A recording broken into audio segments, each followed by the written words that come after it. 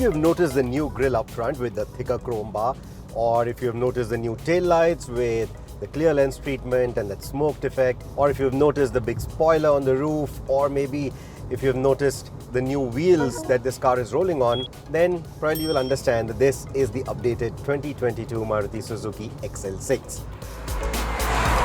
It also has a new glasshouse, which cuts the UV rays by up to 80%, which on this hot Bengaluru afternoon feels like a welcome change. It's not just on the outside but also on the inside that you will notice a few changes. Like for example, there is a new 7-inch touchscreen system. The touchscreen system was always there. This is now larger in size. But of course, in today's day and age, 7 inches, it may not sound like much, but they couldn't go any bigger than that, because if they would have to redesign the AC vents as well. We had pointed this out in the original review of the XL6 as well, that the way the AC vents are designed, this is the size restriction that they've had for the infotainment. And just to go a little bit nitpicking, if you were to look at the infotainment from the back, you will notice that it actually isn't right in the center of the dashboard. It is a bit offset, and it's also a little bit tilted towards the passenger, not towards the driver. But in terms of the usability, in terms of how it looks to the driver, it doesn't hamper anything. All the usability is very easy. The big tile layout, it's customizable, it's easy to use. And there is also now a 360-degree camera, which using the screen you can customize, you can select different views. This is something that we saw on the Baleno, and it now makes its way here as well. Speaking of the usability, the infotainment does feel a bit laggy. Should have done with faster responses. Even the voice commands that it gets, the limited set of voice commands that it gets, it sometimes takes a while to understand what you're saying, sometimes doesn't understand it very easily. But again, I'm using Apple CarPlay, wired Apple CarPlay, so I'm okay. I'm using Siri, I'm using the CarPlay, so I'm not really using the screen all that much. So I'm pretty alright with the kind of responses it's giving me right now.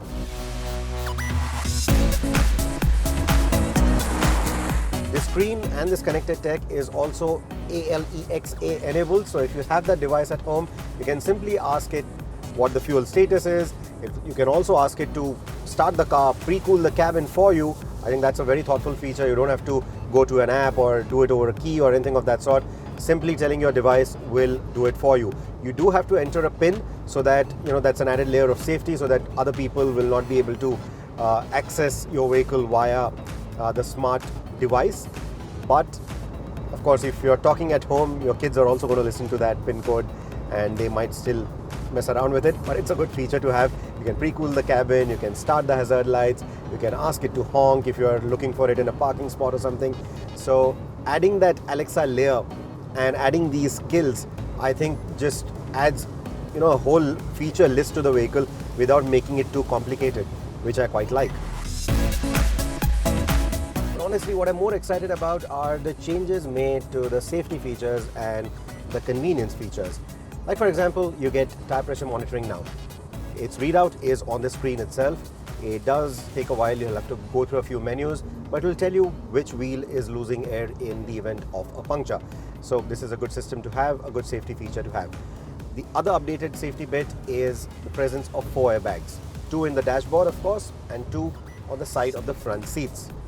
So essentially, the XL6 continues to care only about the front row occupants, not so much about the rear occupants, for whom you really stretched your budget over the Ertiga and decided to go with this XL6 instead, choosing those captain seats over the bench. I think it was time for 6 airbags. They should have done that. I pointed this out even in the first review of the XL6, and they ought to have done that now. Anyway, what you do get in return though is ventilated seats at the front.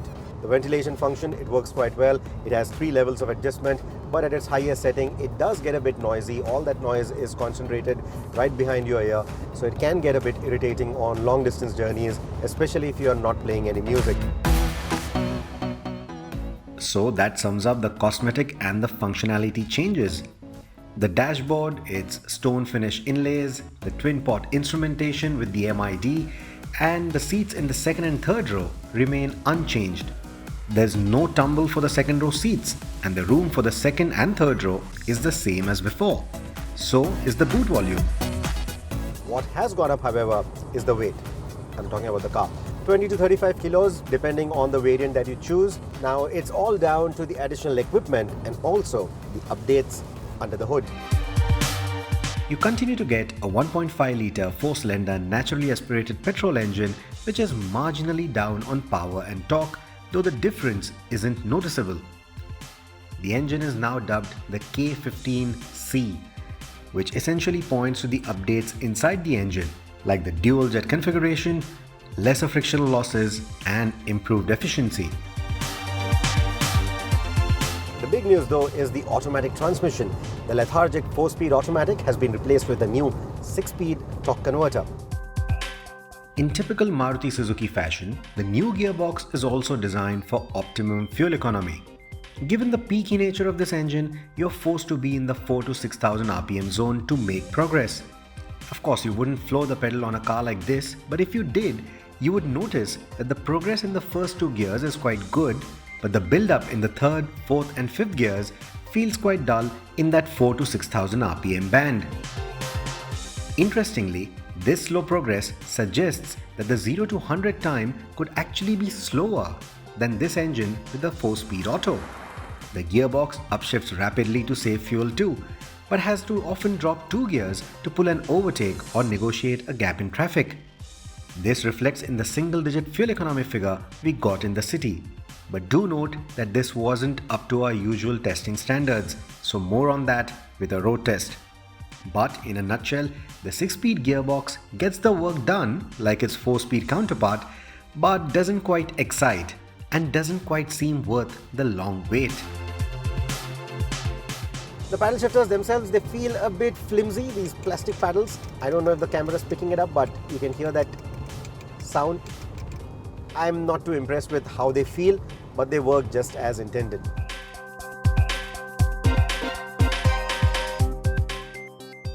Every time you start out with the automatic, there's every chance that you will engage the manual mode more often than the drive mode, because it is an additional selection on the gear selector, and if you were to just pull the gear selector all the way down, you will be going into the manual mode.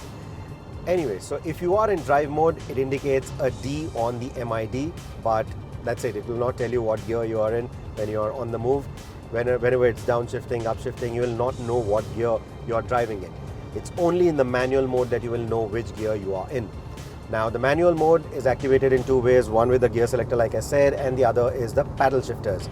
Now, this is essentially for you to take quick manual control over the gearbox, maybe when you want better engine braking or if you want to pull a quick overtake. Otherwise, it will not stay there for too long. It will move back into drive mode and then continue with things on its own, making decisions on its own. If you want to stick to manual mode, you will have to put it in the M mode on the gear selector. And when you do that, it will also let you go all the way to 6000 RPM, which is just a little below the red line. It's also where the peak power is. And it will let you stay there. It will keep making these little chimes every now and then to tell you that you might want to upshift. You are staying at the top of the revs for too long. So it can sometimes confuse you. Is the gearbox trying to tell you to upshift or downshift, or is it the speed? So it can sometimes happen, but once you get used to it, it shouldn't be much of a problem. Now, some of you did reach out to us asking us about the braking manners. I think the braking is quite good. Yes, with a full house, it sometimes needs a firm push of the brake pedal, but otherwise the brakes feel nice and progressive. I like the highway manners of this car as well. The steering weighs up nicely at speed. There is no bouncy feel even with an empty car like I'm driving right now. It doesn't feel bouncy, it doesn't feel like it's swaying too much. Lane changes are actually quite easy, doesn't feel unnerving at all, even at triple-digit speed. So overall, the dynamics are quite sorted, and with those 16-inch wheels, the ride quality isn't hampered much. The ride quality is still comparable to the outgoing 15 inches. So overall, I'm pretty impressed with the dynamics, especially for an MPV. It does feel quite confident. Now, all these little updates, which do make quite a bit of difference to the car, they also make a difference to the pricing. You're looking at between 17 to 18 lakh rupees for the top-end variant, depending on where you're buying it. And that, I think, is quite a tall asking price, especially when you look at the competition. The newest entrant, of course, in this space is the Kia Carens. It simply knocks the ball out of the park in terms of the features it offers, in terms of the premium feel that it offers. The design, of course, is polarizing, but I think when you compare the two cars, the XL6 or even the Ertiga, that platform has started showing its age compared to that new age competition. So from that perspective, yes, that pricing seems like a tall ask. But when you add in the Maruti Suzuki peace of mind, that robust reliability, the resale value, the easy cost of ownership, the cost of service, the easy access to service, I think all of that combined will still continue to make this car quite a compelling buy for a lot of people out there. So will Maruti continue doing big numbers with the XL6 even with strong competition? Of course they will.